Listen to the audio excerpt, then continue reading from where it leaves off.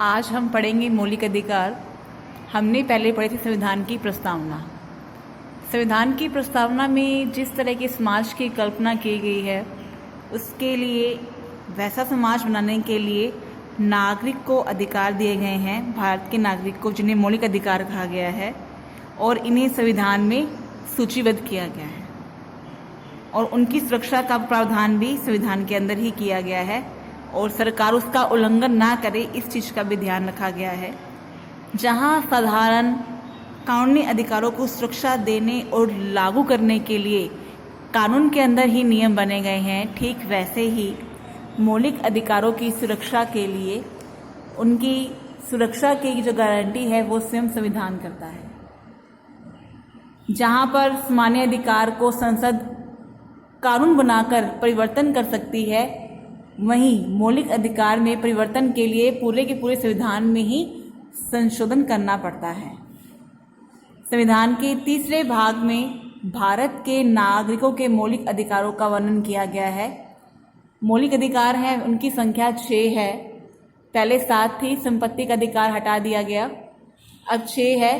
पहला है समता का अधिकार, समानता का अधिकार। दूसरा है स्वतंत्रता का अधिकार। तीसरा है शोषण के विरुद्ध अधिकार। चौथा है धर्म की स्वतंत्रता का अधिकार। पांचवा है संस्कृति और शिक्षा संबंधी अधिकार। और छठा और महत्वपूर्ण अधिकार है संवैधानिक उपचारों का अधिकार। पहले हम बात करते हैं समता का अधिकार, जिसके अंदर प्रमुख 5 अनुच्छेद हैं। पहला है कानून के समक्ष समानता, यानी जो भारत का कानून है उसके समक्ष सभी समान हैं। कभी भी किसी के धन के आधार पर, संपत्ति के आधार पर, जाति के आधार पर, लिंग के आधार पर, रंग के आधार पर कभी भी भेदभाव नहीं किया जाएगा और कानून उनके लिए समानता महत्वपूर्ण जो है रहेगी। दूसरा है धर्म, मूल वंश, जाति, लिंग या जन्म स्थान के आधार पर विभेद का अंत, यानी कि किसी भी दुकान, होटल, मनोरंजन स्थल, पूजा स्थल में समानता के आधार पर प्रवेश देने का प्रावधान किया गया है। जो भी सार्वजनिक स्थल हैं वहाँ पर उनमें किसी भी जाति के आधार पर, नस्ल के आधार पर प्रवेश में कोई भेदभाव नहीं होगा। फिर है राजकीय पदों की प्राप्ति के लिए सभी को अवसर की समानता, यानी कि सभी को समान अवसर दिए जाएंगे कि वह राजकीय पद की प्राप्ति के लिए प्रयास करे और उसको प्राप्त करे। कहीं कहीं पर आरक्षण जो है वो इसके विरुद्ध खड़ा हुआ माना जाता है, ऐसा नहीं है। राज्य के जो पिछड़े हुए नागरिक हैं या किसी वर्ग के पक्ष में जिसका प्रतिनिधित्व राज्य की राय में राज्य के अधीन सेवाओं में प्राप्त नहीं है, नियुक्तियों या पदों के आरक्षण का प्रावधान करने से, पदों के आरक्षण का प्रावधान करने से नहीं रोकेगी। यानी संविधान में साफ कहा गया है कि आरक्षण जैसी नीति को समानता के अधिकार के उल्लंघन के रूप में नहीं देखा जा सकता। फिर है अस्पृश्यता का अंत, यानी कि जो पहले हमारे समाज के अंदर छुआछूत की भावना थी, बहुत ही भद्दा रूप इसका देखने को मिलता है, समता के अधिकार ने इसको समाप्त कर दिया है। उसके अलावा परंपरागत उपाधियों का अंत, शिक्षा और सेना के कुछ महत्वपूर्ण उपलब्धियों को छोड़कर राज्य किसी भी व्यक्ति को कोई उपाधि प्रदान नहीं करेगा। इस प्रकार समता का जो अधिकार है वो भारत को एक सच्चे लोकतंत्र के रूप में स्थापित करने का प्रयास करता है, जिसमें सभी नागरिक को समान प्रतिष्ठा और गरिमा प्राप्त हो सके। फिर हम बात करते हैं स्वतंत्रता का अधिकार, जो संविधान के 4 अनुच्छेद 19, 20, 21, 22 में वर्णित हैं, जो कि सब नागरिक को प्राप्त हैं। इसमें अभिव्यक्ति की स्वतंत्रता, शांतिपूर्ण सम्मेलन की स्वतंत्रता, संगठन बनाने की स्वतंत्रता, भारत में कहीं भी निर्बाध रूप से यात्रा करने की स्वतंत्रता, भारत में कहीं भी निवास करने या बसने की स्वतंत्रता और कोई भी काम, धंधा, व्यवसाय, व्यापार करने की स्वतंत्रता का वर्णन है। स्वतंत्रता का अर्थ है चिंतन, अभिव्यक्ति और कार्य करने की स्वतंत्रता। अतः हम स्वतंत्रता को इस प्रकार परिभाषित कर सकते हैं कि बिना किसी अन्य की स्वतंत्रता को नुकसान पहुंचाए और बिना कानून व्यवस्था को ठेस पहुंचाए। प्रत्येक व्यक्ति अपनी अपनी स्वतंत्रता का आनंद ले। इसमें किसी भी व्यक्ति को बिना कारण बताए गिरफ्तार नहीं कर सकते। अगर गिरफ्तार कर लिया है तो उस व्यक्ति को अपने जो पसंदीदा वकील है उसके माध्यम से बचाव करने का अधिकार है। उसके अलावा वह जो गिरफ्तार किया गया है उसको 24 घंटे के अंदर न्यायाधीश के सामने प्रस्तुत करना होगा और न्यायाधीश ही इस बात का निर्णय करेगा कि यह उसको गिरफ्तार करना उचित भी है या नहीं है। इसके अलावा महत्वपूर्ण जो बाद में इसमें जुड़ा गया वो था शिक्षा का अधिकार।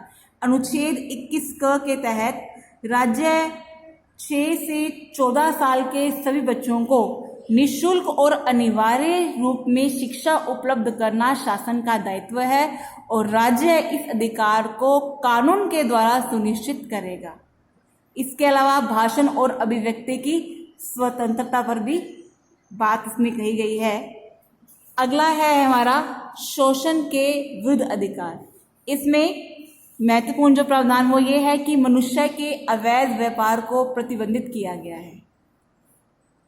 उसके अलावा बेगार या बंधुआ मजदूरी प्रथा पर संविधान प्रतिबंध लगाता है और संविधान के अनुसार 14 वर्ष से कम उम्र के बच्चों को किसी भी कारखाने, खानों में या खतरनाक काम में नौकरी नहीं दी जा सकेगी, यानी बाल श्रम को अवैध घोषित किया गया है।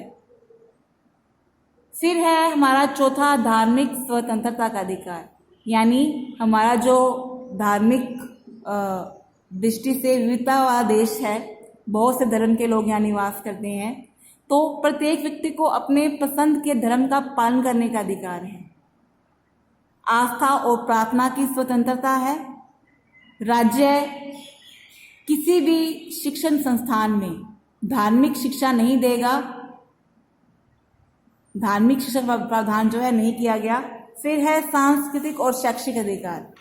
हमारे देश में बहुत से जो विविधता वाले देश है हमारा, ये बहुत से छोटे बड़े समुदाय रहते हैं, तो अक्सर जो अल्पसंख्यक समुदाय हैं जिनकी संख्या बहुत कम है, वो बहुसंख्यक समुदाय के द्वारा शोषित की जाती है या दबा दी जाती है।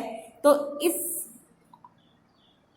के लिए अल्पसंख्यक को अपनी संस्कृति को बनाए रखने के लिए जो अधिकार है वो इसके तहत दिया गया है, यानी किसी समुदाय को केवल धर्म के आधार पर नहीं बल्कि भाषा और संस्कृति के आधार पर अल्पसंख्यक माना जाता है। तो ऐसा अल्पसंख्यक समूह अपनी भाषा, लिपि और संस्कृति को सुरक्षित रखने और उसे विकसित करने का अधिकार रखता है। फिर है संवैधानिक उपचारों का अधिकार। संवैधानिक उपचार का अधिकार जिसके माध्यम से जो हमारे पहले के 5 जो अधिकार हैं, मौलिक अधिकार हैं, इनको सुरक्षित रखा जा सकता है। यह हर नागरिक को प्राप्त है कि वह अपने मौलिक अधिकारों के उल्लंघन की स्थिति होने पर उच्च न्यायालय या सर्वोच्च न्यायालय जा सकता है। न्यायालय ने इसके लिए कई विशेष आदेश जारी किए हैं, जैसे बंदी प्रत्यक्षीकरण। इसका मतलब ये है कि न्यायालय किसी गिरफ्तार व्यक्ति को न्यायालय के सामने प्रस्तुत करने का आदेश देता है। यदि गिरफ्तारी का तरीका या कारण गैर कानूनी हो या असंतोषजनक हो तो न्यायालय गिरफ्तार व्यक्ति को छोड़ने का आदेश भी दे सकता है। फिर है परमादेश। ये तब जारी होता है जब न्यायालय को लगता है कि कोई सार्वजनिक पदाधिकारी, कोई सरकारी अधिकारी अपने कानून और संवैधानिक दायित्वों का पालन नहीं कर रहा और इससे किसी व्यक्ति का मौलिक अधिकार प्रभावित हो रहा है तो परमादेश जारी कर सकता है। फिर है हमारा प्रतिषेध। प्रतिषेध जब कोई निचली अदालत अपने अधिकार क्षेत्र का अतिक्रमण करके मुकदमे की सुनवाई करती है तो ऊपर की अदालत यानी कि उच्च न्यायालय या सर्वोच्च न्यायालय, हाई कोर्ट या सुप्रीम कोर्ट, ऐसा करने के लिए निषेध आदेश जारी करेगा, जिसे प्रतिषेध कहेंगे। फिर है अधिकार परीक्षा। जब न्यायालय को लगता है कि कोई व्यक्ति ऐसे पद पर नियुक्त हो गया जिस पर उसको कोई हक ही नहीं है, तो ये अधिकार जो परीक्षा आदेश है ये उसको उस पद पर काम करने से रोकेगा। उत्प्रेषण का अर्थ है जब कोई निचली अदालत या सरकारी अधिकारी बिना अधिकार के काम करता है तो ऊपरी अदालत उसके समक्ष जो विचाराधीन मामले हैं वो उत्प्रेषण याचिका के माध्यम से ऊपर की अदालत को अपने आप ही हस्तांतरित हो जाते हैं। तो इस प्रकार ये जो हमारे 6 अधिकार हैं ये मौलिक अधिकार गिने जाते हैं।